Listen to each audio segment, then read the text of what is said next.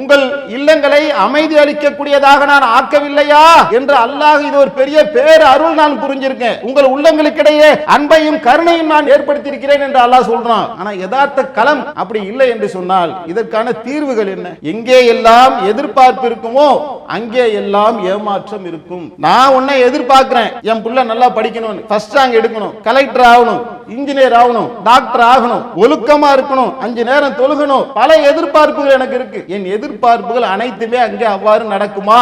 கேள்விக்குறி. நடக்கலாம், நடக்காம இருக்கும். என் கணவர் இப்படித்தான் இருக்க வேண்டும், நான் எந்த கற்பனை செய்து 10 வருடமாக கற்பனை பண்ணி அந்த கணவரை கைப்பிடித்தேனோ அவர் அப்படித்தான் இருப்பாரா? கேள்விக்குறி. கணவன் யோசிக்கிற மாதிரி அந்த மனைவி கற்பனை செய்யற மாதிரி எதிர்பார்க்கிற மாதிரி இருப்பாளா? கேள்விக்குறி. நடக்கலாம், நடக்காமையும் போகலாம்.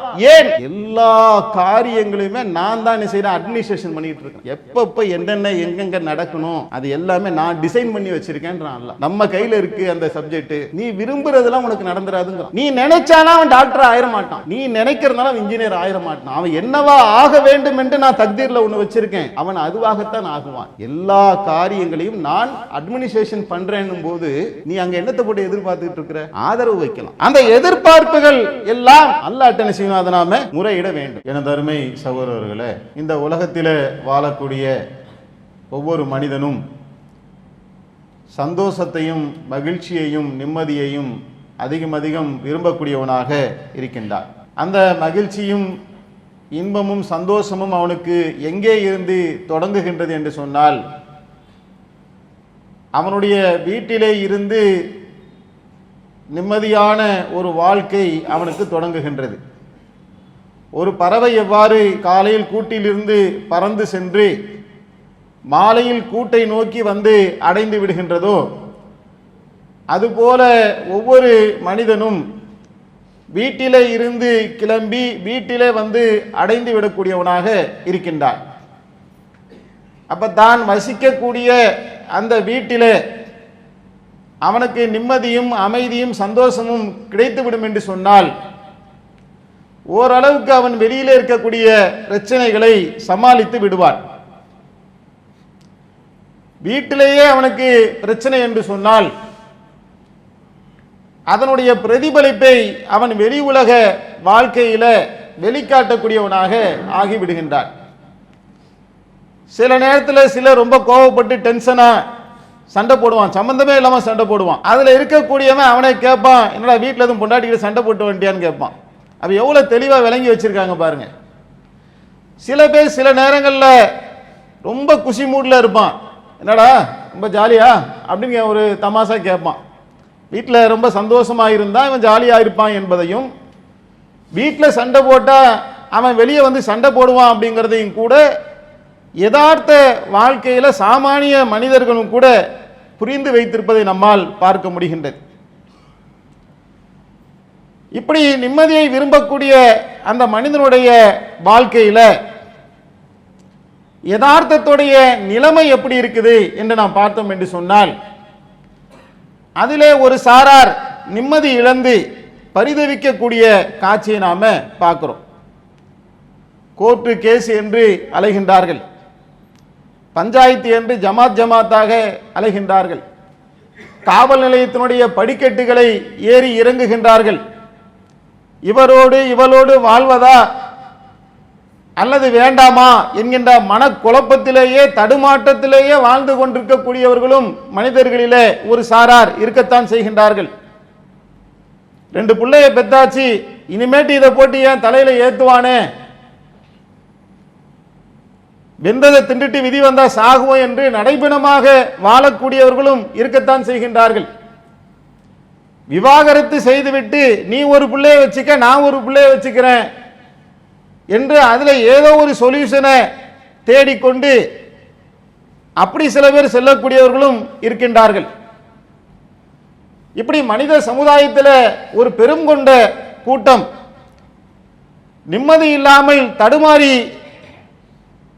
துன்பத்திலே உழன்று கொண்டிருக்கக்கூடிய இந்த சூழலில உலக இறுதி வேதம் இது குறித்தான என்ன வழிகாட்டுதலை நமக்கு வழங்குகின்றது, இந்த இஸ்லாமிய மார்க்கம் இதற்கு எது போன்ற போதனைகளை வழங்குகின்றது என்பதைத்தான் இல்லம் அமைதி பெற என்கின்ற தலைப்பில் நாம் இந்த ஜும்மாவுடைய உரையில பார்க்க இருக்கின்றோம். அல்லாஹ் திருக்குர்ஆனிலே 16வது அத்தியாயத்துடைய 80வது வசனத்தில் சொல்லி காட்டுகின்றான், வல்லாஹு ஜஅலலக்கும் மின் புயூத்திக்கும் சகனன்.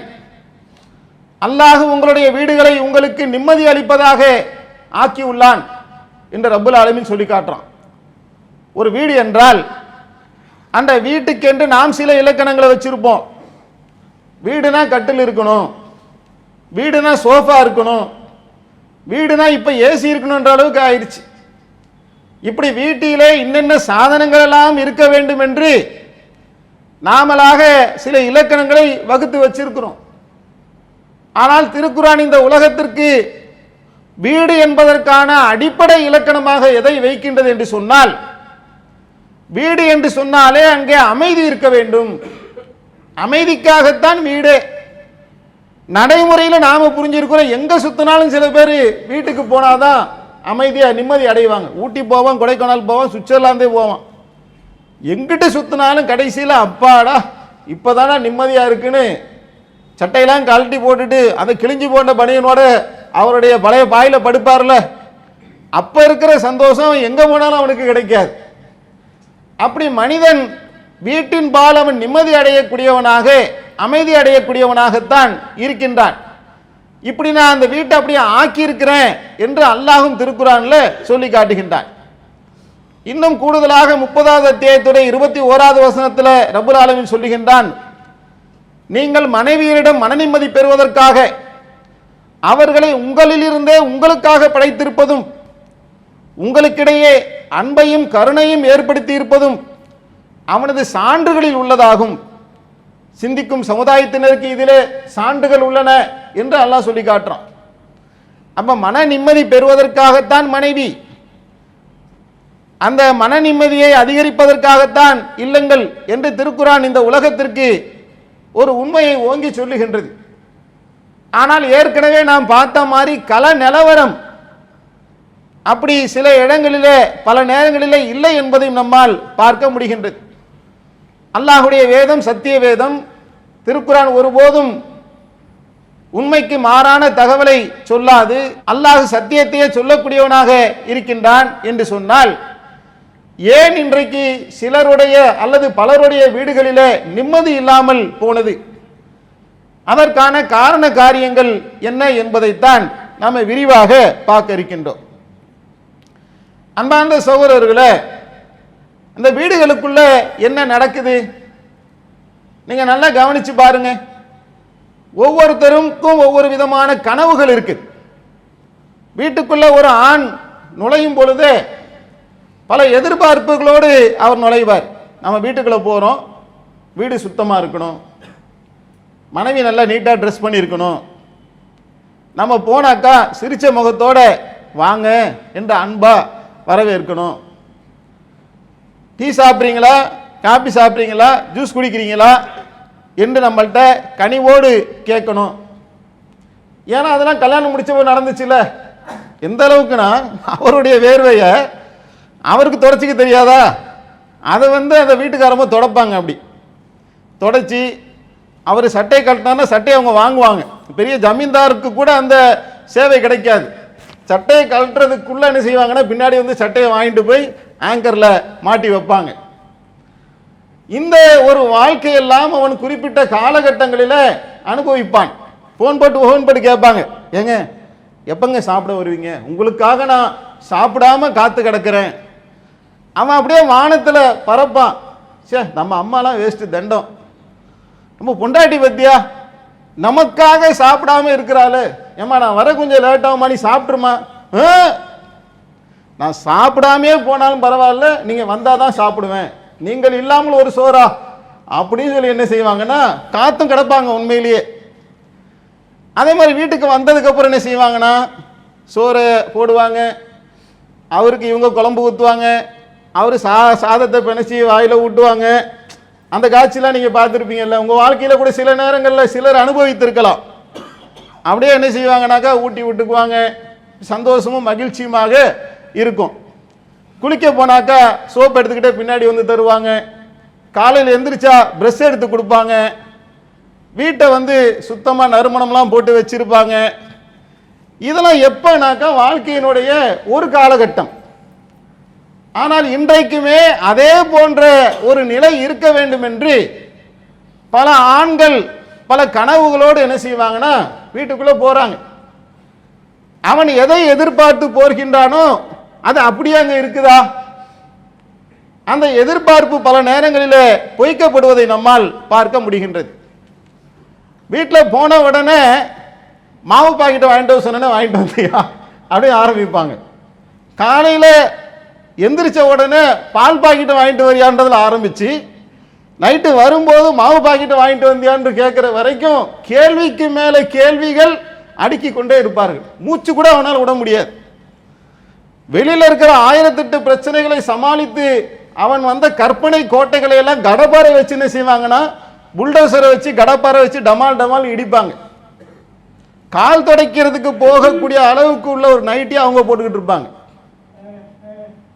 அதை பார்த்தாக்கா அவனுக்கு என்ன அவனுக்கு கற்பனைகள்லாம் வந்து எட்டாத ஒரு புதிய கோணத்தை வந்து அவன் அங்கே பார்ப்பான். வீடெல்லாம் செதறி கிடக்கும், பிள்ளைங்க ஒரு பக்கம் கத்தும், பையன் படிக்க மாட்டான், அம்மாவுக்கும் பிள்ளைக்கும் சண்டையாக இருக்கும், அம்மா பிள்ளைய போட்டு அசிங்கமாக திட்டிகிட்டு இருப்பாங்க, சில வீடுகளில் கெட்ட வார்த்தைகள் காதில் விழுகும். அப்போ இவன் ஒன்றை கற்பனை பண்ணிக்கிட்டு போகிறான். முற்றிலும் மாறுபட்ட ஒரு சூழலை எங்கள் வீட்டில் பார்க்குறான். சில நேரங்களில் அந்த மனைவிமார்கள் சொல்லுவாங்க, அவங்க நிறைய எதிர்பார்ப்போடு இருப்பாங்க. கணவர் வீட்டுக்குள்ளே வர நிறைய சூப்பராக ஆக்கி வைப்பாங்க. இன்னைக்கு கூட ஜும்மா நாளில் வீட்டில் வந்து என்ன செய்வாங்கன்னா தேங்காய் சோறு, மீனானோ கறியானோ இப்படிலாம் ஆக்கி வைப்பாங்கல்ல. ஆக்கிலாம் வச்சுட்டு அவங்க ஒரு எதிர்பார்ப்போடு இருப்பாங்க. என்ன எதிர்பார்ப்போடு இருப்பாங்கன்னா, நம்ம வீட்டுக்காரர் வந்து சாப்பிட்டுட்டு இருக்கும்போதே இந்த சாப்பாட்டை குறித்து நமக்கு ஏதாவது சொல்லணும், பார்த்து பார்த்து செஞ்சுருக்கோம்ல. அந்த கறி கடைக்கு போகும்போது கறி கடைக்காரர்கிட்ட இந்த செஸ்ட் பீஸு போடுப்பா, எங்கள் வீட்டுக்காரர் அந்த எலும்பு என்ன செய்வார்னா கடித்து சாப்பிடுவார். அப்படிலாம் என்ன செய்வாங்கனாக்கா அதை வறுக்கும் போது மிதமான சூட்டில் வறுக்கிறதுலேருந்து அதை ஒவ்வொன்றையுமே அதுக்கு வெங்காயம் ஆனியன் சைடில் வைக்கிறதுலேருந்து இதெல்லாம் அதை வைக்கும்போது டிசைன் பண்ணிலாம் வைப்பாங்க. இதெல்லாம் நான் எதுக்காக வச்சேன் தெரியுமா? நீ இதையெல்லாம் பார்த்துட்டு என்ன பாராட்டணும். நான் இன்றைக்கு ஒரு நல்ல ஆடையை அணிஞ்சிருக்கிறேன். யாருக்காக அணிஞ்சிருக்கிறேன்? உனக்காகத்தான் அணிஞ்சிருக்கிறேன். அப்படி என்னை பார்த்துட்டு என்ன செய்யணும், ஏதாவது சொல்லணும். சில பேர் என்ன செய்வாங்கனாக்கா அவங்களாம் பொழைச்சிக்கிறாங்க. வீட்டில் போய் என்ன செய்வாங்கனாக்கா மயில் மாதிரி இருக்கே இன்னைக்கு அப்படிம்பா. அவங்க பார்த்தா குயில் மாதிரி இருப்பாங்க. ஆனால் இவர் மயில் மாதிரி இருக்குன்னு சொன்னால் அவங்களுக்கே தெரியுது பொய் தான்ட்டு. ஆனாலும் சிரிப்பாங்க.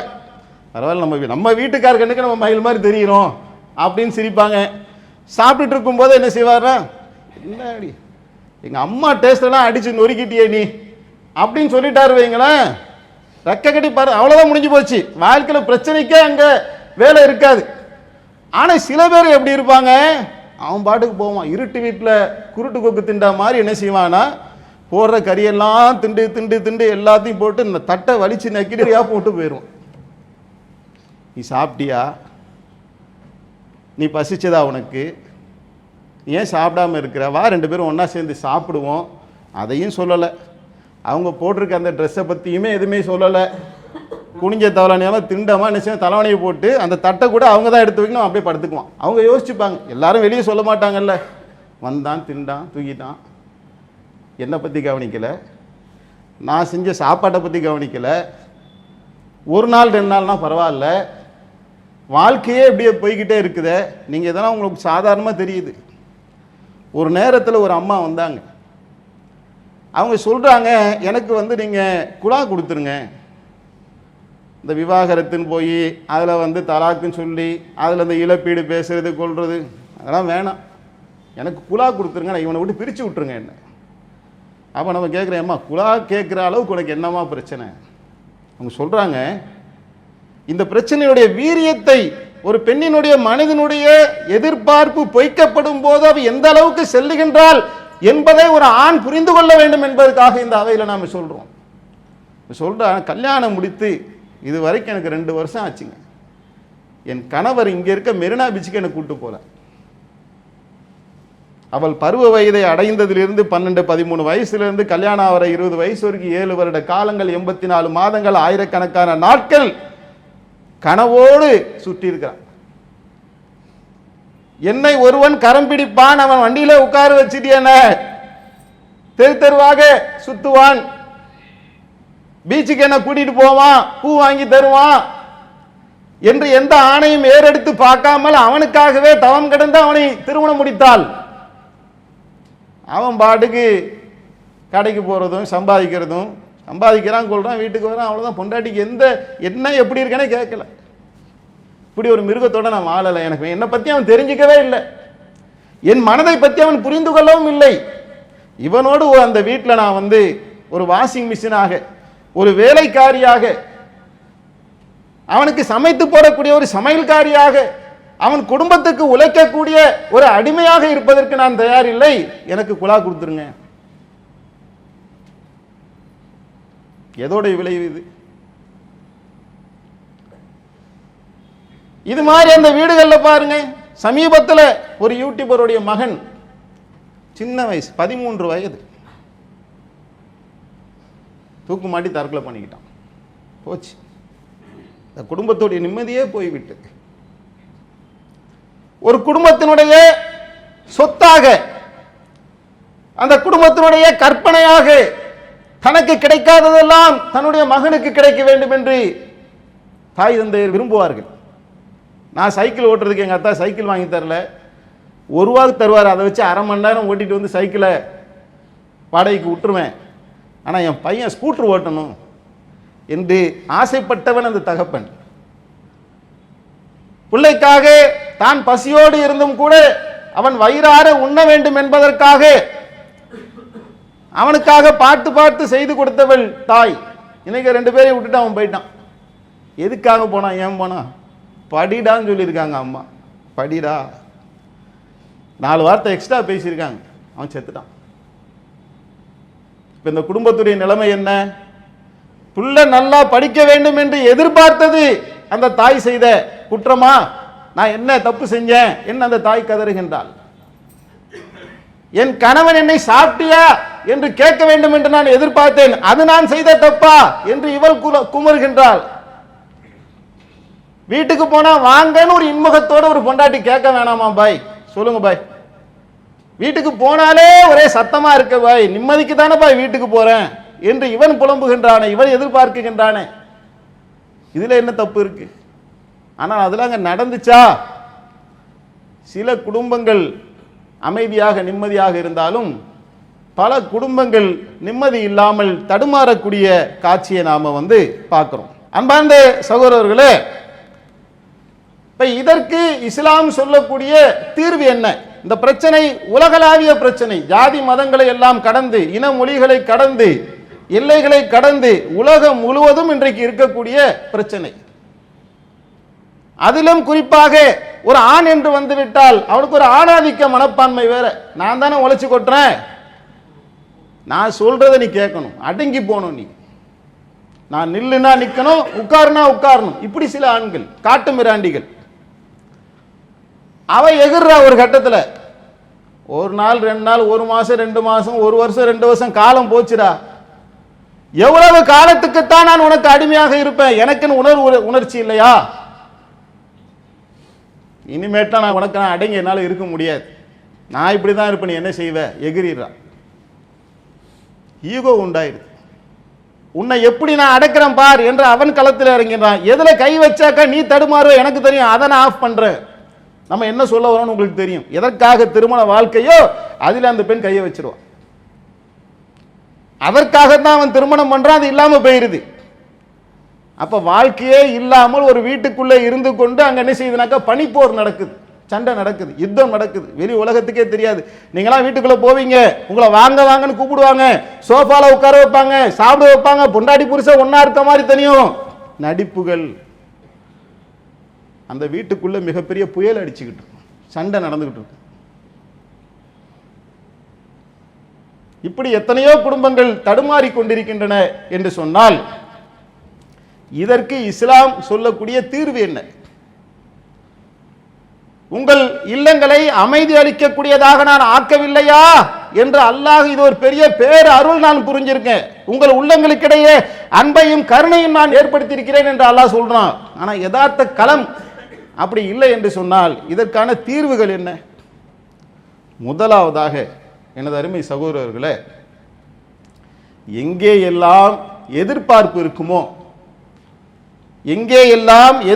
இருக்குமோ அங்கே எல்லாம் ஏமாற்றம் இருக்கும். நான் உன்னை எதிர்பார்க்கிறேன், என் புள்ள நல்லா படிக்கணும்னு, ஃபர்ஸ்ட் ரேங்க் எடுக்கணும், கலெக்டர் ஆகணும், இன்ஜினியர் ஆகணும், டாக்டர் ஆகணும், ஒழுக்கமா இருக்கணும், 5 நேரம் தொழுகணும், பல எதிர்பார்ப்புகள் எனக்கு இருக்கு. என் எதிர்பார்ப்புகள் அனைத்துமே அங்கே அவ்வாறு நடக்குமா? கேள்விக்குறி. நடக்கலாம், நடக்காம இருக்கலாம். என் கணவர் இப்படித்தான் இருக்க வேண்டும், நான் எந்த கற்பனை செய்து 10 வருடமாக கற்பனை பண்ணி அந்த கணவரை கைப்பிடித்தேனோ அவர் அப்படித்தான் இருப்பாரா? கேள்விக்குறி. கணவன் யோசிக்கிற மாதிரி அந்த மனைவி கற்பனை செய்யற மாதிரி எதிர்பார்க்கிற மாதிரி இருப்பாளா? கேள்விக்குறி. நடக்கலாம், நடக்காமையும் போகலாம். ஏன் என்று சொன்னால் அல்லாஹ் 32வது அத்தியாயத்துடைய 5வது வசனத்துல தன்னை பத்தி சொல்லி காட்டுறான். அவனே வானத்திலிருந்து பூமி வரை காரியங்களை நிர்வகிக்கிறான். எல்லா காரியங்களையுமே நான் தான் செய்யறேன், அட்மினிஸ்ட்ரேஷன் பண்ணிட்டு இருக்கேன். எப்பப்ப என்னென்ன எங்கெங்க நடக்கணும் அது எல்லாமே நான் டிசைன் பண்ணி வச்சிருக்கேன்றான் அல்லாஹ். டோட்டலா நம்ம கையில் இருக்கு அந்த சப்ஜெக்ட். நீ விரும்புறதெல்லாம் உனக்கு நடந்துராதுங்கிறான். ஒரு நபிங்க ஊருக்கெல்லாம் உபதேசம் பண்றார். தாம் பிள்ளை இஸ்லாத்துக்கு வரணும்னு நினைக்கிறார், ஈமான் கொள்ளணும்னு நினைக்கிறார். எவ்வளவு எஃபர்ட் பண்ணி சொல்லியிருப்பார், எவ்வளவு விரும்பி சொல்லியிருப்பார். மற்றவர்களுக்கெல்லாம் புரியறதை விட அந்த நரகத்தை பற்றி அவர் நல்ல தெளிவா விளங்கி வச்சிருப்பார். சொர்க்கத்தை பத்தி புரிஞ்சு வச்சிருக்கிறார். இந்த நரகத்துக்கு என் புள்ள போயிடக்கூடாது, இந்த சொர்க்கத்துக்கு என் புள்ள போகணுங்கிறத வேண்டி விரும்பி அந்த பிள்ளைக்கு எப்படிலாம் சொல்லியிருப்பார். அவன் கேட்கலையே, நூஹ் நபியுடைய மகன் கேட்கலையே, கேட்க மாட்டான். அவன் இப்படி இருக்க வேண்டும் என்று அல்லாஹ் ஒரு டிசைனை விதித்து விட்டான் என்று சொன்னால் அவன் அப்படிதான். உன்னால் ஒண்ணுமே பண்ண முடியாது. சேலஞ்சு பண்றான் அல்லாஹ். நீ நாடியவர்களுக்கெல்லாம் நேர்வழி காட்ட முடியாது, நேர்வழி ஏன் கையில் இருக்குன்னு அல்லாஹ் சொல்றான். இந்த சப்ஜெக்ட் ரொம்ப நம்ம டீப்பா பிடிக்கணும். நீ நினைச்சானா அவன் டாக்டர் ஆயிர மாட்டான், நீ நினைக்கிறதுனால அவன் இன்ஜினியர் ஆயிர மாட்டான். அவன் என்னவா ஆக வேண்டும் என்று நான் தக்தீர்ல ஒன்று வச்சிருக்கேன், அவன் அதுவாகத்தான் ஆகுவான். எல்லா காரியங்களையும் நான் அட்மினிஸ்ட்ரேஷன் பண்றேன்னும் போது நீ அங்க என்னத்தை போட்டு எதிர்பார்த்துக்கிட்டு இருக்கிற? ஆதரவு வைக்கலாம். அப்ப என்ன செய்யலாம்? ஆதரவு வைக்கலாம்.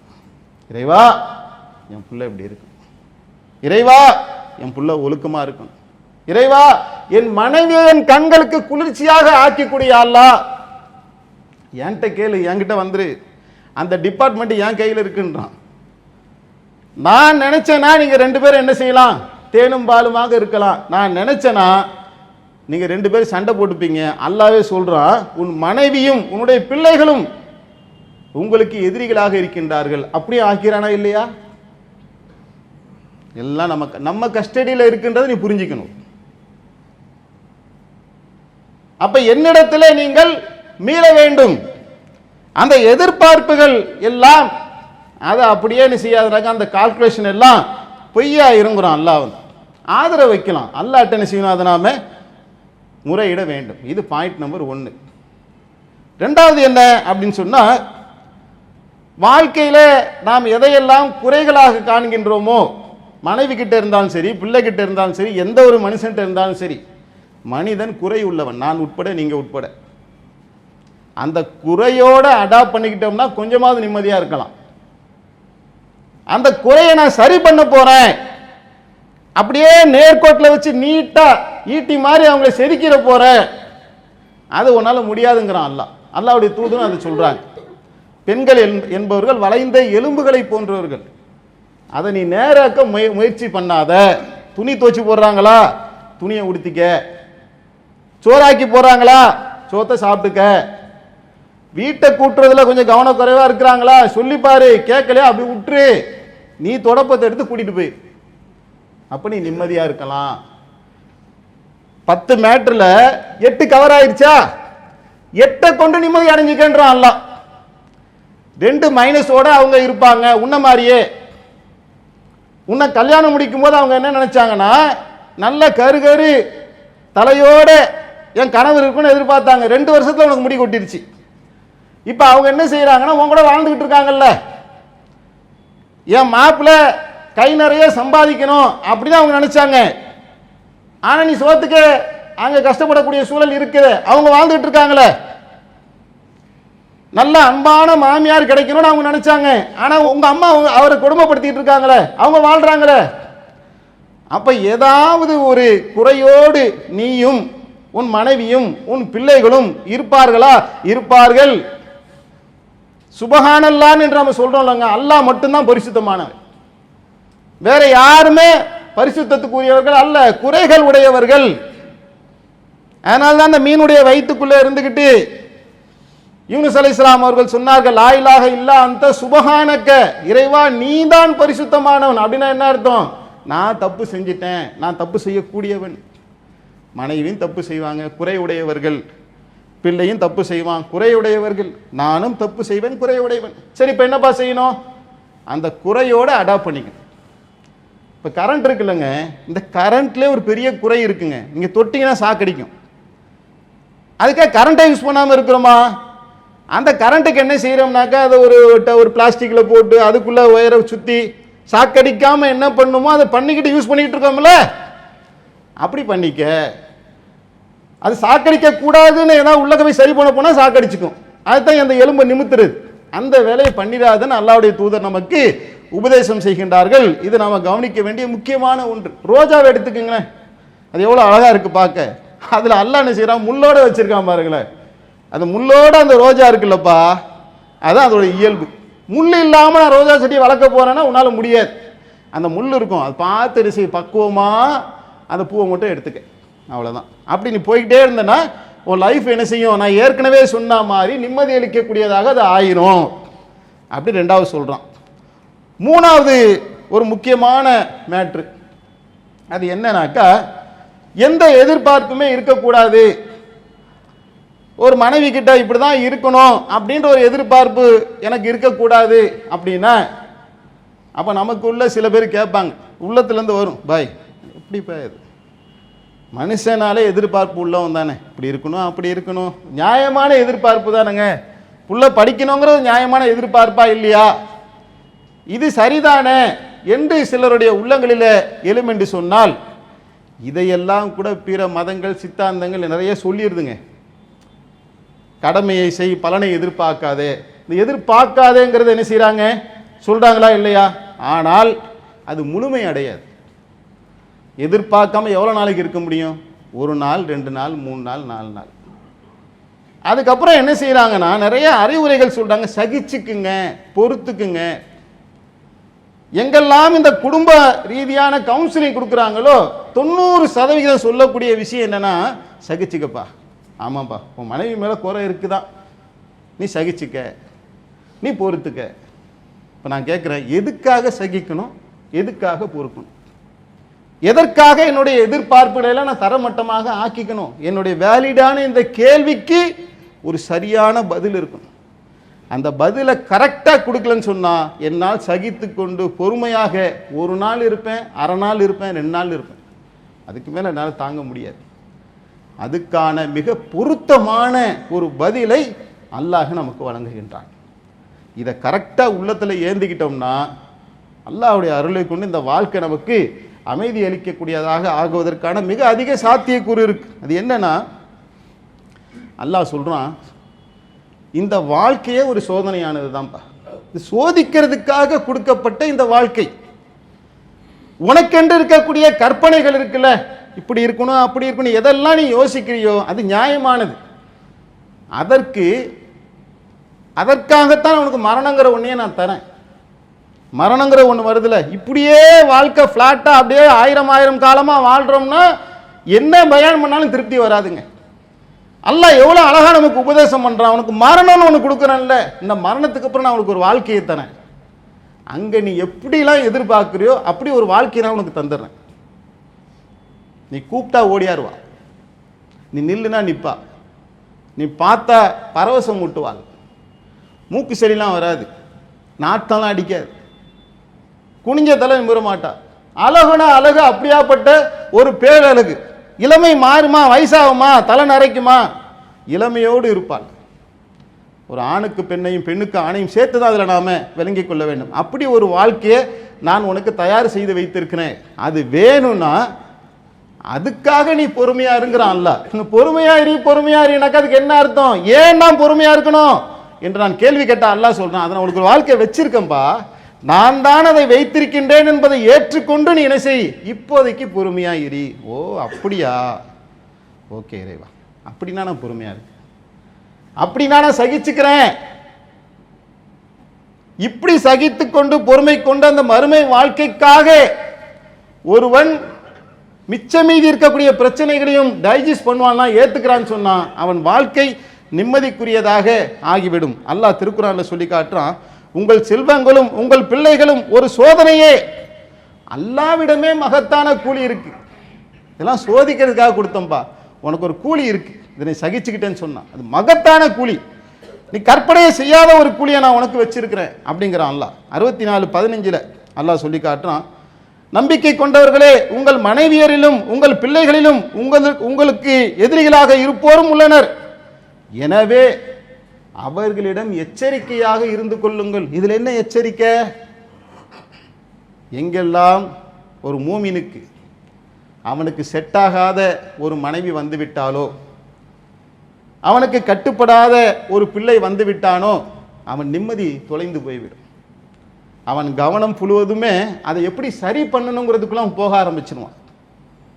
இதை யோசிச்சு சிந்திச்சு கவலைப்பட்டு துக்கப்பட்டு அவன் அல்லாஹ்வை மறந்துடுவான், அல்லாஹ்வுடைய மார்க்கத்தை மறந்து விடுவான், இறைவனுக்கு செய்ய வேண்டிய கடமைகளிலே கோட்டை விட்டு விடுவான். இப்படி ஒன்று நடக்கலாம். இன்னொன்று நடக்கலாம், அந்த மனைவி அப்படியே அன்பை உருக்கி ஊத்துவாங்க, பாசத்தை புழிஞ்சி எடுப்பாங்க, ஆனால் மார்க்கத்துக்கு முரணான சில காரியங்களை செய்யறதுக்கு ஏவுவாங்க. வரதட்சணை கல்யாணத்துக்கு கூப்பிடுவாங்க, பையனுக்கு ஹாப்பி பர்த்டே கொண்டாடணுவாங்க, ஹராமான சில காரியத்தை வட்டிக்கு வாங்கி எனக்கு நீ நகை வாங்கி குடி என்று சொல்வார்கள். மனைவி மேல கொண்ட பாசத்தினால அல்லாஹ்வுடைய கட்டளைக்கு மாறு செய்யற மாதிரியான ஒரு நெருக்கடிகளை அவர்கள் ஏற்படுத்தி விடுவார்கள். அப்ப அல்லாஹ் சொல்லி காட்டுறான், அவர்கள் உங்களுக்கு எதிரிகளாக இருக்கின்றார்கள், எச்சரிக்கையா இருந்துக்குங்க. அப்ப நீ யாரை பற்றி பிடிச்சுக்கணும்? என்னை பற்றி பிடிச்சுக்கப்பா. உன் பொண்டாட்டியை பார்க்கறதா இருந்தாலும் புள்ளைய பார்க்கறதுனாலும் உன் உள்ளத்தை அவரிடத்துல பறி கொடுத்து விடாத. அப்படியே புள்ளகிட்டு புள்ளகிட்ட உயிரை கொடுத்துடாத, உன் அன்பு பாசத்தை அங்கே கொட்டிடாத, என் மேல உன் நேசத்தை வச்சுக்க, கடமைக்காக அவளுக்கு செய். ரெண்டா பிரிக்கணும். ஒரு தர்பீஸ் பழம் இருக்குல்லங்க, அதை ஒரு கத்தியை வச்சு அடுத்தா ரெண்டு பிரியுதுல, அப்படி ஒரு மைண்டில் வச்சுக்கோங்க. அந்த மாதிரி ரெண்டா பிரிக்கணும்.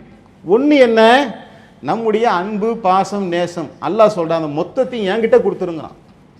அது என்கிட்ட, அது எனக்குரியது. உன் உள்ளத்தை என்கிட்ட கொடுத்துட்டு இவங்களுக்கு நான் சொன்னேன் என்பதற்காக சில கடமைகளை செய். நான் நேசிக்க சொன்னதுக்காக அவங்களை நேசிச்சிரு. அப்ப உனக்கு மாற்றமாக அவர்கள் நடந்தால் அவர்கள் உன்னை வழி தவற செய்ய மாட்டாங்க, உஷாரா இருப்ப நீ. அதனால என் மீது உன்னுடைய நேசத்தை வைக்க வேண்டும் என்று அல்லாஹ் என்ன செய்யறான், நமக்கு அறிவுரையை வழங்குகின்றார். பெண்களை திருப்திப்படுத்துவதற்காக எதையும் செய்ய துணிகின்ற ஆண்களுக்கு அந்த பெண்களை விட அதிகமாக இடரளிக்கும் வேறு எந்த சோதனையும் எனது வாழ்நாளுக்கு பிறகு நான் விட்டு செல்லவில்லை அப்படின்னாங்க. ஒரு ஆணுக்கு மிகப்பெரிய இடரளிக்கக்கூடிய ஒன்றாக பெண்கள் தான் இருக்கிறாங்க அப்படின்னு நபிகள் நாயகம் ஸல்லல்லாஹு அலைஹி வஸல்லம் அவர்கள் சொல்றாங்க. சிலர், எல்லா பெண்களும் கிடையாது, சில பெண்கள் அவங்களுக்கு இறைவன் கொடுத்திருக்கக்கூடிய சில ஆற்றல்கள் அவங்க கிட்ட இருக்கு, சில சக்தி அவங்கள்ட்ட இருக்கு. அந்த ஆற்றலையும் சக்தியையும் அவர்கள் ஆண்களை மார்க்கத்துக்கு எதிராக திசை திருப்பக்கூடியதாக அவர்கள் ஆக்கிவிடுகின்றார்கள். இதுதான் ஆணுக்கு இடரளிக்கக்கூடியதாக இருக்கின்றது என்று நபிகள் நாயகம் ஸல்லல்லாஹு அலைஹி வஸல்லம் அவர்கள் எச்சரிக்கை செய்கின்றார்கள். இந்த எச்சரிக்கையை நாம உள்வாங்கிக் கொள்ள வேண்டும். அப்ப அல்லாஹ் நமக்கு நிம்மதியை குறித்து திருக்குர்ஆனில நீங்க எந்த இடத்துல நிம்மதி என்ற சப்ஜெக்டை ஓபன் பண்ணாலும் அதுக்கான ஒரே இறுதி தீர்வு 13வது அத்தியாயத்துடைய 28வது வசனத்தில் அல்லாஹ் சொல்லி காட்டுகின்றான், அவர்களே இறை நம்பிக்கை கொண்டவர்கள், அவர்களின் உள்ளங்கள் அல்லாஹ்வின் நினைவால் நிம்மதி அடைகின்றன, அறிந்து கொள்ளுங்கள், அல்லாஹ்வின் நினைவால் தான் உள்ளங்கள் அமைதி அடைகின்றன. ஒரு மூமின் கொண்டவனுடைய உள்ளம் அவன் குடும்பத்தை மையமாக சுற்றி சுழலக்கூடாது. பொண்டாட்டியை மையமாக வச்சு அவன் வாழ்க்கை சுழல ஆரம்பித்தால், பிள்ளையை மையமாக வைத்து அவனுடைய வாழ்க்கை சுழல ஆரம்பித்தால், குடும்பத்தை மையமாக வைத்து வாழ்க்கை சுழல ஆரம்பித்தால், பொருளாதாரத்தை மையமாக வைத்து வாழ்க்கை சுழல ஆரம்பித்தால் நிம்மதிக்கான சாத்தியக்குறை இருக்க. அல்லாஹ்வை மையமாக வைத்து ஒரு இறை நம்பிக்கையாளருடைய வாழ்க்கை சுழல ஆரம்பிக்க வேண்டும். அல்லாஹ்வை நோக்கி தன்னுடைய மனைவியை, பிள்ளைகளை அவன் அரவணைத்து கொண்டு வர வேண்டும். இன்னைக்கு ஒரு குடும்ப தலைவர் எதற்காக கவலைப்படுறார்? என் பிள்ளை தொழுகலையே என்பதற்காக கவலைப்படுறாங்களா? என் மனைவி குர்ஆன் ஓதலையே என்பதற்காக கவலைப்படுகின்றார்களா? என் மனைவி மார்க்கத்துடைய அமல்கள் செய்யவில்லையே, அதற்கான வாய்ப்பை நான் ஏற்படுத்தி கொடுக்கவில்லையே என்பதற்காக அப்படி கவலைப்பட்டால் அல்ஹம்துலில்லாஹ். வீடுகளிலே மனைவி தொழுகிறாங்க, பிள்ளை தொழுகிறாங்க, அவர் தொழுகிறாரு, பள்ளிவாசலுக்கு தகப்பனுக்கு பின்னால் அவருடைய பிள்ளைகள் காலையில் எந்திரிச்சு தொழுகைக்கு போறாங்க. இதை பார்த்து ஒரு குடும்ப தலைவர் சந்தோஷப்படுகின்றார், மகிழ்ச்சி அடைகின்றார் என்று சொன்னால் அவர் தன்னுடைய குடும்பத்தை அல்லாஹ்வை மையமாக வைத்து நகர்த்தி கொண்டிருக்கின்றார். அல்லாஹ் அந்த குடும்பத்துக்கு பரக்கத்து பொழிகின்றார். அறிந்து கொள்ளுங்கள், அல்லாஹ்வை நினைவு கூறுவதை கொண்டுதான் உள்ளங்கள் அமைதி அடைகின்றன. அந்த குடும்பத்திற்கு அல்லாஹ்வுடைய பரக்கத்தும் அருளும் கிடைக்கும். நாம் எதற்காகவோ சிதறி ஓடுகின்றோம், எதற்காகவோ நாம சிந்திக்கிறோம். நாம் குடும்பம் மார்க்க அடிப்படையில் இருக்கின்றதா என்பதை குறித்து ஒரு குடும்ப தலைவர் சிந்திப்பார், யோசிப்பார் என்று சொன்னால் அல்லாஹ் அந்த குடும்பத்திற்கு அருளாக, பரிசாக நிம்மதியை வழங்குவான் என்று கூறி என்னுடைய உரையை நிறைவு செய்கின்றேன். வாஹிரதுவானா அல்ஹம்துலில்லாஹி ரப்பில் ஆலமீன். அல்லாஹு அக்பர், அல்லாஹு அக்பர்.